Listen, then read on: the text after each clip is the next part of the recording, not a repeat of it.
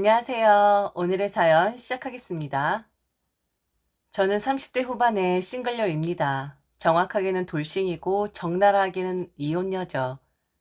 전 남편과의 사이에서 애는 없고 2년 살다가 헤어지고 지금 7년째 혼자 살고 있습니다. 그런데 전 남편과의 관계는 이혼하고도 4년간이나 더 이어졌죠. 요즘 세대니까 우리는 깨어있는 세대니까 이혼한 사이라도 쿨하게 만날 수 있다는 아주 쓸데없는 허세를 부려섰습니다. 친구들 앞에서 대놓고 자랑하듯 말했고요. 특히 저와 비슷한 시기에 이혼하여 혼자 살고 있는 절친한 친구에게는 전 남편과 사이좋게 지내라는 충고도 했었죠. 그런데 그게 참 부끄럽고 창피하고 나아가 분노가 일게 되더라고요. 다행히 뇌 동맥류가 없었기에 망정이지 충격을 받고 뇌출혈로 한 방에 갈 뻔했습니다. 이혼한 사람 중에 사연 없는 사람 없다지만 저는 제가 엄청 특별한 케이스라고 생각해서 저희 이야기 한번 해보려고요. 결혼과 이혼 그리고 현재 상황에 대해 가볍게 한번 풀어볼까 합니다.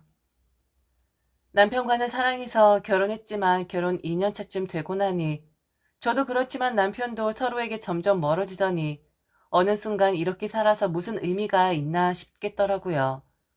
싸움은 잦아졌고 가벼운 일에도 서로 힐난하게 바빴습니다. 저는 저대로 남편에게 불만이 쌓여갔고 남편은 남편대로 저에게 정남이가 떨어졌었나 봅니다. 어느 날 홧김에 제가 먼저 이혼하자고 했고 남편은 단 한 번 거절도 없이 바로 이혼에 동의하고 짐을 싸서 집을 나가더라고요. 그 뒤로 일사천리로 반반 찢어서 정리했습니다. 처음에는 담담했었는데 이혼이 성립되고 나자 그 쓸쓸함과 공허함에 한 6개월 동안 삶이 우울했었죠. 저는 제 자신을 미워했었어요. 괜히 홧김에 이혼하자고 해서 열렬히 좋아했던 남편을 잃었다고 생각했었거든요. 남편도 그렇게 단번에 이혼을 받아들일 것은 무엇인지 미워졌고 애정과 미움이 공존하는 애증의 관계가 되었습니다. 심적으로는 괴롭고 힘들었지만 겉으로는 쿨한 척, 밝은 척을 해야 했습니다. 부모님께도 그리고 친구들에게도 이혼이 별것 아닌 양 행동했어요. 비슷한 시기에 이혼한 절친한 친구가 수심이 가득하기에 충고 비슷하게 하기도 했었죠. 뭐 이혼이 대수라고 인생이란 게 만났다가 헤어지고 그러다가 다시 만나고 그러는 거 아니겠어? 쿨하게 생각해. 난 전 남편이랑 한 달에 한 번씩은 안부 전화 주고받거든. 서로 라이프 스타일이 안 맞아서 이혼한 건데 다시 안 볼 것처럼 원수 질 일은 없잖아. 우리는 각자의 삶을 응원해. 그래도 마음 한켠 걸리는 게 우리 시어머니잖아. 우리 결혼하고 시아버지랑 지긋지긋한 결혼 생활 청산하겠다고 선언한 뒤에 혼자 사시면서 그렇게 내 편 많이 들어주셨거든. 그래서 전 남편도 시어머니를 별로 안 좋아해. 시어머니 이혼하실 때 땡전 한 푼 안 줘도 좋으니 이혼만 해달라고 시아버지에게 사정사정 하셔서 가방 하나 딱 들고 나가셨다니까. 그래도 아들이라고 먹고 살기도 빠듯하시면서 한 달에 한 번은 꼭 이것저것 반찬 싸들고 찾아오셔서 나한테 좋은 말씀도 많이 해주시고 그랬는데 그분 못 뵙는 게 조금 아쉬워. 이혼할 때 나보고 진짜 인생 찾아서 잘 살라고 고지 남남이 되어버린 늙은이 신경 쓰지 말고 여발한 듯이 잘 씩씩하게 잘 살라고 하셨는데 어찌나 눈물이 나던지. 전 남편에게 별로 아쉬운 건 없어도 시어머니 생각하면 좀 더 잘해드렸어야 하는데 하는 아쉬움이 좀 있어. 그렇다고 이혼한 마당에 전화하기도 뻘쭘하고 그러네. 여하튼 나의 요점은 너도 전 남편이랑 원수처럼 지내지 말라고. 그래도 너희 부부 사이에 아이는 하나 있잖아. 그러니 더욱 쿨하게 서로 응원하면서 잘 지내야지. 안 그래? 절친은 제게 어떻게 그렇게 마음이 넓을 수가 있냐고 자신은 그게 잘 안 된다면서 자기에게 힘이 되어 달라고 자주 연락을 하자고 하더라고요. 우리는 절친이었고 같은 이혼녀 처지였기에 서로 진짜 많이 의지했었네요. 오히려 절친이 저에게 의지하는 것보다 제가 절친에게 의지했다고 할까요? 그렇게 이혼의 상처를 추스르고 저는 저의 커리어에 집중하고자 일에 매달렸습니다. 그러다 보니 4년의 세월이 후딱 지나가더라고요. 전 남편과는 이혼하고 처음 몇 달 동안은 제가 연락을 했었는데 싫어하는 티를 팍팍 내는 바람에 빈정상해서 그 뒤로 연락을 거의 안 했었습니다. 저와 전 남편 사이에 아이도 없을 뿐더러 이어져야 하는 끈이 하나도 없긴 했었죠. 그래도 그때는 진심으로 전 남편의 삶을 응원해 주려는 마음이었었는데 어느덧 저는 이혼에 미련이 많이 남은 사람처럼 비추어졌고 그게 참 자존심을 상하게 하더라고요. 이혼을 한 것에 대해 거의 매일같이 후회했었고 연락이 안 되는 몇 년 사이에도 문득문득 뭐하고 지내나? 재혼은 했나? 재결합은 불가능 것인가 생각하며 혼자서 끙끙 앓았었습니다. 이혼한 지 4년여가 넘었어도 그 마음이 쉽게 사그라지지 않았었는데 한 통의 전화로 인해 새로운 전기를 맞게 되었습니다. 한창 잠을 자던 새벽이었는데 전화가 울렸습니다. 순간적으로 소름이 돋더라고요. 새벽에 전화 오는 게 결코 좋은 일은 아니니까 말이죠. 혹시 부모님께 무슨 일이 생긴 건 아닐까 하고 두려운 마음에 전화를 받았었는데 지방 어디 병원이라고 하더라고요. 내용을 들어보니 전 시어머니가 돌아가셨는데 가족이 아무도 없는지 돌아가신 지 며칠 지난 상태에서 발견되어 119 구급대가 사인 조사하러 병원으로 싣고 왔고 외인적 요인이 없는 고독사라고 하더라고요. 그리고 그쪽에서 말하기에 암투병 중이셨다고 하더라고요. 너무 놀랍고 서럽고 해서 눈물이 쏟아지더군요. 이야기를 다 듣고 나서 저는 예전 며느리이며 시어머니에게는 남편분이랑 아들이 있는데 연락해 보셨느냐 물어보았죠. 그랬더니 병원에서 그러더군요. 핸드폰에 배우자분이랑 아들이 있기에 둘 다 연락을 했죠. 그런데 배우자분은 인연이 끝난 사람이라고 무연고 처리를 하라고 하고 그 아들이라는 사람은 지금 바쁘다고 나중에 통화하자는데 뭐 그런 집안 사람들이 다 있대요. 우리가 뭐 병원비를 많이 달라고 했나요? 그냥 영안실 안치료만 내고 모셔가면 될 것인데 참 이상한 사람들이더라고요. 주소록 뒤져보니까 며느님 전화번호가 있어서 연락드린 거예요. 이미 이혼하셨나 보네요. 그럼 안 모셔가실 거죠? 저는 엉겹결에 제가 모시러 가겠다고 병원 위치를 받아 두었습니다. 그리고 전 남편에게 전화를 했는데 새벽이라 안 받더라고요. 전 시어머니와의 몇 개 없는 추억을 새기며 뜬 눈으로 밤을 새우고 아침이 되자 전 남편에게 계속 연락을 시도했더니 점심 무렵에야 받더라고요. 안부 인사가 뭐고 다짜고짜 시어머니 돌아가셨는데 왜 안 모시냐고 따져 물었습니다. 그리고 네가 사람이냐 짐승이냐 하며 욕설이 튀어나오더라고요. 가만히 듣고 있었던 남편이 그러더군요. 내가 불효자가 죽인 놈이긴 한데 나도 사정이 있어. 장례를 치를 돈이 없어. 당신이랑 이혼하고 6개월 정도 회사 더 다니다가 때려치고 이혼하면서 재살분한 한 돈이랑 퇴직금이랑 해서 사업했는데 동업자가 일부러 사업체 파산시키고 나르는 바람에 그놈 잡느라 몇 년 허비하니까 수중에 돈이 하나도 없네. 그래서 불효자는 우는 심정으로 어머니를 못 모시게 되었어. 내가 전화 안 받으니까 당신에게까지 연락이 갔구나. 미안하다. 이런 모습 보여서. 당신은 신경 쓸 거 없고 내버려 두면 시에서 무연고자로 처리한다고 하더라고. 나중에 수소문해서 모셔둔 곳 찾아가서 사주할 거야. 그러니 당신은 신경 쓸 거 없어. 어떻게 신경을 안 쓰며 가만히 있을 수가 있겠나요? 한때 열렬히 사랑했던 사람이고 그때까지만 해도 미련이 많이 남아 있었을 때였으니 동정심이 생기더군요. 저는 그대로 둘 수 없어서 남편 보고 빨리 제 집으로 오라고 했습니다. 그렇게 상황이 안 좋았으면 진작에 나한테 말했었어야지. 내가 그렇게 매정한 사람으로 보였어? 날 그렇게 몰라? 지금 어디야? 주소 찍어줄 테니까 얼른 이리로 와. 내가 시어머니 장례 다 치러줄게. 나도 휴가 내고 준비할 테니까 당신도 준비해서 얼른 와. 남편은 한숨 쉬며 주저리 뭐라고 하다가 뜬금없이 검정 양복은 있는데 흰색 와이셔츠가 없다고 난감해 하더라고요. 남편이 아주 잘난 사람은 아니었어도 그래도 어디 가서 모양 빠지는 사람은 아니었는데 왜 저렇게 되었나 치근하게 느껴졌어요. 흰색 와이셔츠랑 구두는 제가 준비해 준다고 하고선 그 길로 저는 집 근처 백화점에 가서 좋은 와이셔츠와 구두 한 켤레를 샀죠. 결국 자기 어머니 장례도 안 치르려는 전 남편 달래서 전 시어머님이 계신 지방의 어느 작은 병원에 갔고 지역의 장례식장 부랴부랴 빌려서 장사를 치르게 되었습니다. 물론 비용은 제가 다 처리하고요. 텅 빈 빙수에 저와 전 남편 둘이 덩그러니 말없이 있었습니다. 제 생에 그처럼 적막하고 고요했던 적이 있었던가 싶네요. 자정이 훨씬 지나고 피곤한 나머지 잠이 들락말락 할 때였는데 남편이 그러더군요.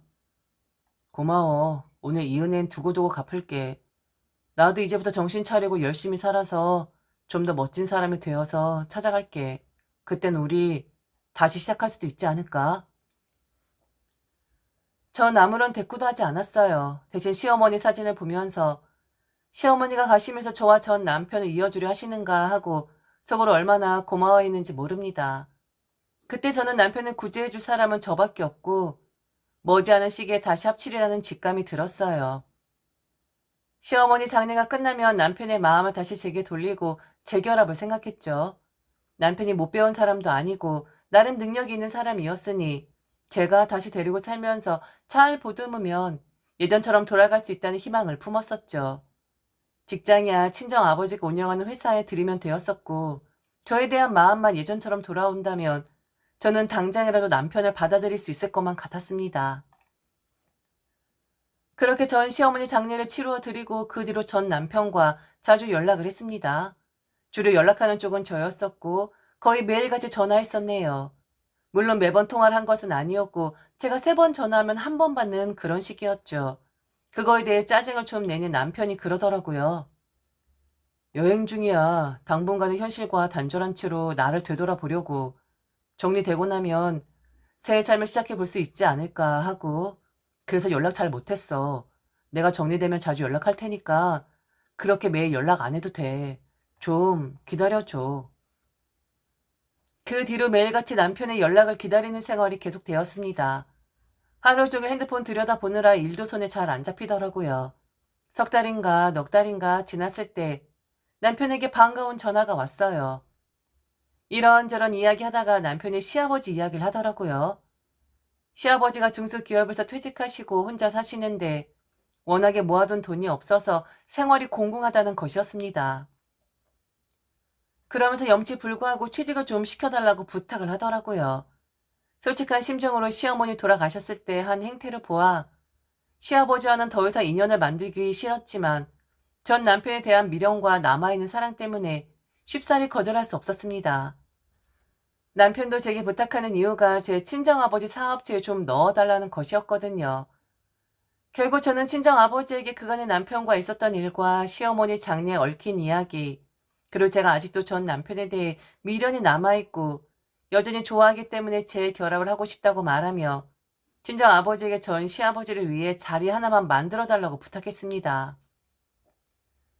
아버지가 운영하는 사업체라 봐야 일용직 아주머니들을 제외하면 사무직은 다 합쳐서 15명이 채 안 되었는데 시아버지에게 어떤 일을 시키며 얼마를 주어야 하는지 정말 많은 고민하셨습니다. 장고 끝에 결정한 자리가 격리부 고문 자리였습니다. 대신 격리부장님이 친정아버지 결제하시고 고문이신 시아버지는 공장에 일하러 오는 아주머니들 급료를 챙겨주시기로 했지요. 그렇게 전 시아버지는 친정아버지 사업체에서 일하게 되었고 저는 전 남편과 더욱 자주 통화하며 재결합을 위해서 부단히 애를 썼습니다. 제 생각엔 이왕 재결합할 거 빨리 진행해서 더 늦기 전에 우리의 아이를 가지고자 했죠. 이혼하지 않았으면 진지게 가졌을 아이인데 제 나이 30 중반을 넘어서 30 후반을 향해 가니 마음이 급해졌습니다. 남편도 시아버지 취직 이야기 나왔을 땐 시아버지 사는데 경제도 문제 좀 해결되고 자기 자신에 대한 신변이 정리되면 빨리 재결합을 하려는 것처럼 말하다가 얼마 지나지 않아서 차일피일 미루더라고요. 우리가 같이 사는 건 같이 사는 건데 애는 낳을 생각은 없어. 그리고 아직 재결합에 대한 확신이 있는 것도 아니고 너무 앞서가지 않았으면 좋겠다. 재결합 문제는 신중에 신중을 기해야 하는 거라고. 그리고 생각보다 내 신변 정리도 오래 걸리고 말이야. 빚도 조금 있어서 그거 정리되면 말해줄게. 한 1년 정도면 되지 않을까 싶어. 그때까지 지금처럼 자주 연락하면서 사이좋게 지내자. 그렇게 말하는데 솔직히 안쓰럽더라고요. 저희가 같이 살 때는 돈에 쪼들리지도 않았었고 뭣도 많이 부리고 다녔었는데 그 사이에 무슨 일이 있었기에 이렇게 확 쪼그라들었는지 모를 일이었습니다. 울적한 마음의 위로나 좀 받아볼까 하고 절친에게 연락해서 만나기도 했죠. 그간에 전 남편과 연락했던 일, 전 시어머니의 장례, 그리고 전 시아버지 일자리까지 서로 바빠서 1년 이상 못 만나다가 만나니 이야기가 끝이 없었습니다. 절친은 제 이야기를 듣기만 할 뿐 자신의 이야기에 대해서는 한마디도 안 하더라고요. 너 사는 이야기 좀 듣자 했더니 별거 없다고 말하는 게 다였습니다. 여하튼 거의 밤새도록 수다를 떨었던 것 같습니다. 폭풍처럼 속에는 말을 털어놓고 나니까 속이 다 후련하더라고요. 그런데 헤어질 무렵에 절친이 그러더라고요. 재결합 말고 차라리 다른 더 좋은 남자 만날 생각은 안 해봤어? 너 정도면 능력 있는 연하남도 가능할 것 같은데. 왜 굳이 과거의 전 남편에 미련을 두는지 모르겠어. 이런 말 하면 어떻게 받아들일지 모르겠지만, 너, 그거 사랑 아니야. 그냥 아쉬운 것에 대한 집착이야. 한번 잘 생각해봐. 그리고 나 코로나 봉쇄 해제되면 외국으로 나갈 생각이야. 애 교육하기에 뉴질랜드가 그렇게 좋다고 하네. 저는 절친이 외국에 나가기 전에 꼭 한 번은 더 보자고 하고 그녀의 행운을 빌어주었습니다. 그런데 얼마 뒤 그 친구를 전혀 예상치 못한 곳에서 보게 되었습니다. 어느 날 친정아버지가 그러더라고요. 공장에서 일하는 아주머니들 사이에서 이상한 말들이 나온다고요. 아주머니들은 일주일씩 일하고 급료를 받는데 꼭 10,000원, 20,000원이 비더라는 겁니다. 주급을 주는 격리부 감사인 시아버지가 말하길 고용산재보험료가 나간다고 했답니다. 아주머니들은 그런 것을 잘 모르시니까 나라에서 세금만 떼어간다고 푸념만 했다 하네요. 그렇게 몇 개월 동안 시아버지는 고용산재보험료 명목으로 아주머니들에게 주는 급여에서 10,000원, 20,000원씩 떼다가 격리 부장님이 그 사실을 알게 되었고 친정아버지에게 말했다고 합니다. 친정아버지는 시아버지가 중간에서 돈을 착복한다고 생각했으나 함부로 할 수 없어서 제게 이야기를 했고 재결합하는 것은 좋은데 시아버지를 더 이상 고용할 수 없겠다고 하더라고요. 그러면서 시아버지 이력서를 보니까 생신이 얼마 남은 것 같지 않은데 저보고 가서 그만 나오시라고 잘 좀 말해달라고 하는 것이었습니다. 저는 시아버지에게 이만저만 실망이 아니었는데 그렇다고 전 남편에게 무턱대고 전화해서 화를 낼 수도 없었습니다. 겨우 관계 회복이 되어가고 있는데 괜히 의심했다가 재결합이고 뭐고 날아갈 것만 같았거든요. 시아버지 생신이 마침 주말이었던지라 이것저것 만들어서 토요일 일찍 시아버지가 거주하고 계신 친정아버지 공장 근처로 갔습니다. 시아버지 원래 집은 따로 있었고 친정아버지 공장에서 일하면서 근처에 저렴한 자취집을 구했다고 하더라고요. 마침 회사에 주소가 있어서 찾아갔더니 주택가의 오탁방이었습니다. 남편에게도 연락 안 하고 시아버지에게도 연락 안 하고 갔었죠. 시아버지가 자취하고 있는 오탁방으로 올라가는데 두런두런 목소리가 들리는데 분명 전국 각지를 돌며 여행 중이라던 전 남편 목소리였습니다. 아버지, 어쨌거나 내년까진 불편하더라도 거기서 버티세요. 제가 이 사람이랑 같이 뉴질랜드로 갈 때까진 용돈벌이 한다고 생각하시면 되잖아요. 저희 출국하기 전에 몸이 좀 안 좋다고 하시고 회사 관두고 걔 전화번호 차단하세요. 아버지 빠지면 저는 얼마 있다가 저도 대충 둘러대고 연락 차단할게요. 회사 있는 동안에 돈 아껴서 잘 모아두시고요. 뉴질랜드 가서 자리 잡은 다음에 용돈 보내드릴게요. 그 기간 동안 먹고 사시려면 악착같이 모으셔야 해요. 그러니까 사고만 안 쳤으면 내 퇴직금 날릴 일도 없고 네 애미 그렇게 보내주도 않았을 거 아니야 이놈아. 괜히 책은 잡혀가지고 네 퇴직금 다 날리고 내 퇴직금 다 날리고 이게 뭔 난리냐? 내가 그 생각만 하면 복장이 터져. 세아가 너도 그렇다. 이게 내 아들 탓도 있지만 네 탓도 있는 건데 몇 년 동안 코빼기 안 비추다가 이제서 나타나서 얼굴 한번 비추고 이민 간다고? 또 이야기하지만 그때 네 전남편 말릴 순 없었던 거냐? 이렇게 주변 사람 다 망가뜨리고 너만 좋으면 다냐 이 말이야. 그리고 너 내 전 며느리랑 친구였다면서 애초에 네가 내 아들놈에게 꼬리만 앉혔어도 이런 사달은 없었을 거 아니야. 나도 젊었을 적에 결혼한 상태에서 이 여자 저 여자 만나봤지만 적어도 난 죽은 네 시애미 주변 사람은 안 건드렸어. 불륜도 상도덕이 있어야지. 이건 뭐 6.25 난리는 난리도 아니구만. 심장이 벌벌 떨리고 눈앞이 노래지더라고요. 이게 꿈인지 생시인지 분간도 안 갔습니다. 전 시아버지 말이 끝나자마자 절친의 앙칼진 목소리가 들려오더라고요.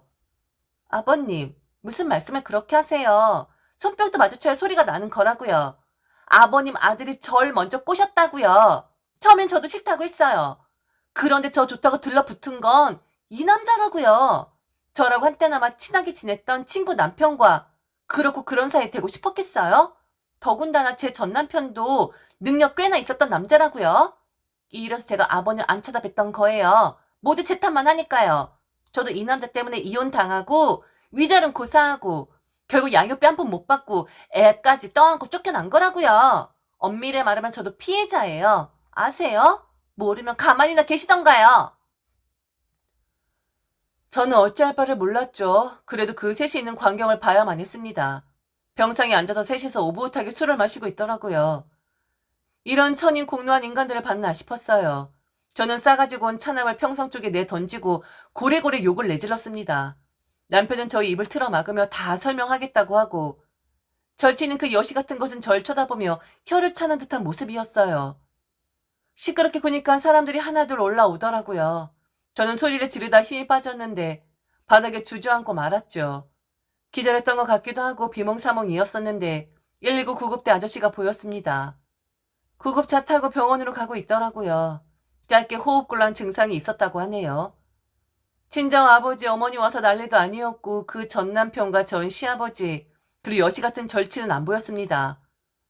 친정 아버지는 분통을 터뜨렸고 가만두지 않겠다며 화를 내셨습니다. 어머니 평소엔 전혀 사용하지 않는 욕을 하시면서 씹어먹는다 갈아 마신다며 복수를 다짐하시더라고요. 저는 기절했다가 깨고 나니 허망하기 그지 없었습니다. 그냥 다 관두고 싶은 생각뿐이었어요. 정신적 공황 때문에 한동안 회사도 못 나가고 친정집에 있었습니다. 친정 아버지는 전 시아버지를 횡령과 사기죄 같은 걸로 엮어서 신고를 했고 전 남편도 사기와 기망으로 고소했습니다. 친정 아버지는 절대 용서 없다고 하셨죠. 저도 그냥 물 흘러가는 듯이 따라갔습니다. 그 인간들을 진짜 모두 망가뜨리고 싶었습니다. 결국 경찰서에서 그 인간들을 대면하면서 사건의 전말을 들을 수 있었습니다. 들었던 이야기처럼 전 남편과 제 절친이 눈이 맞았고 불륜 관계를 지속하다가 절친의 남편에게 먼저 들킨 모양이더라고요. 절친 남편은 절친과 바로 이혼 절차에 들어갔고 저희 전 남편은 찾아가서 불륜 위자료 겸 합의금으로 거액을 내놓지 않으면 다니던 회사는 물론이고 저에게까지 말하겠다고 협박했답니다. 그러면서 남편은 저와 자주 다투기 시작했고 제가 홧김에 이혼하자고 했을 때 기회라고 생각했다네요. 이혼하면서 재산 분할로 반분해간 돈이랑 회사 관두면서 퇴직금이랑 몽땅 털어서 절친 남편에게 주었는데 절친 남편은 또 돈을 요구했고 결국 전 시아버지 회사에서 퇴직하면서 그 퇴직금도 가져다가 줬다고 하더라고요. 그러면서 공공해지더니 결국 전 시어머니 장례조차 치를 돈도 없게 된 것이죠. 저와 경찰에게 하소연하기를 절친의 전 남편이 악질이라고 하더라고요. 처음 이야기했던 합의금에서 계속 올렸다고 합니다. 지들 잘못이 있으니 어디 가서 하소연도 못하고 달라는 대로 계속 돈을 준 모양이더라고요. 저는 그 이야기 듣고 문득 저도 독하게 해야겠다는 생각이 들더라고요. 결국 악질이라 생각하는 절친의 전 남편에게 호되게 당해놓고는 어만저만 피해를 본 상황이니 세상 물러터지게 살면 안 되겠다는 생각이었습니다. 저는 강력한 형사처벌을 원했고 전 남편과 전 시아버지는 제발 한 번만 봐달라고 무릎 꿇고 싹싹 빌었지만 그게 무슨 소용이 있나요? 결국 물질로 귀결되는 것을요. 나도 똑같이 할게요. 합의하고 싶으면 돈 가져오세요. 아버님 다 늙어서 감방 가고 싶지 않으시면 가지고 있는 거 다 토해내시고요. 너도 점티 접는 나이에 범죄자 낙인 찍히지 않으려면 돈 가져와. 내가 생각했을 적에 이게 다 돌아가신 어머님이 나보고 멍청하게 당하게 살지 말라고 은혜 주신 거네. 어머님 돌아가시지 않았다면 나 평생 깜빡 속은 채로 살 뻔했잖아. 용서해달라고 그 싸구려 무릎 꿇는다고 그냥 넘어가지 않을 테니까 잘 생각해서 행동해. 나도 이 기회에 한몫 잡아야겠다. 결론부터 말하면 전 시아버지 소유의 서울의 작은 아파트를 급매해서 제게 정신적 피해에 대한 배상을 하더라고요. 전 남편도 말로는 뉴질랜드 이민자금 털어서 저에게 준다고 했습니다. 사실 저희 집 변호사가 말하기를 시아버지 같은 경우엔 횡령한 돈이 채 300만 원이 안 되어서 변제하면 실형 살리기는 어렵다고 했고 전 남편은 딱히 체벌이 세지는 않을 것 같다고 했기에 차라리 위자료로 두둑이 받으라고 조언하더라고요. 그렇게 해서 전 남편과 전 시아버지의 관계는 정리를 했는데 남은 것은 친구의 가면을 쓰고 저를 농락한 이 여시 같은 것에 대한 복수만이 남았습니다. 동창들에게 말하기는 제가 너무 부끄럽고 그냥 찾아가서 머리끄덩이 잡고 한 움큼 떼어낸 게 다였죠. 고소하라면 고소해. 나야 뭐 무서울 거 있나? 대신 우리 친구들에게 싹 다 말할 거야. 너 뉴질랜드 갈지 안 갈지 몰라도 너 가는 곳마다 너의 그 뻔뻔한 불륜 행각 다 까발릴 테니까 그런 줄 알아? 한번 해봐. 나도 더 이상 쿨한 여자 코스프레 안 할 테니까. 그때 제가 뽑은 그 친구의 머리카락이 진짜 많았거든요. 집에 와서도 찜찜하더라고요. 머리가 너무 많이 빠져서 병원에 입원하진 않을까 싶어서요. 그러나 다행히 그런 일은 없었습니다. 지도 양심은 있는지 신고는커녕 그 뒤로 전화번호도 바꾸었고 그 친구를 봤다는 사람이 한 명도 없었습니다. 경찰서 조사 때문에 나왔던 전 남편에게 그 친구가 어디 갔냐 물으니 자기도 모르겠다고 하더라고요. 애만 집에 두고 짐을 싸서 나갔다고 합니다. 그래서 자기도 미치겠다고 하더라고요. 자기 애도 아닌데 챙겨야 하니 어떻게 해야 하나 싶다네요. 그러면서 난감해하며 넌지시 제게 당분간 맡아주면 안 되겠냐는 식으로 말하는데 그 자리에서 생전 처음으로 뺨을 후려 갈겼네요. 생각이 없어도 그렇게 없을 수가 있나요? 뻔뻔하기가 무슨 철판을 두 겹 세 겹 덧붙여 놓은 듯 싶더라고요. 2년만 살고 헤어지길 잘했지 더 살았으면 전 분명 미쳐서 돌아버렸을지도 모릅니다. 세상의 쓴맛 신맛을 알게 해준 시어머님께 가끔 감사드리네요. 친정 어머니가 그러시더라고요. 사람의 마음을 곱게 쓰면 어떤 형태로든 되돌아온다고요. 지금까지 들어주셔서 진심으로 감사합니다. 여러분 행복하세요.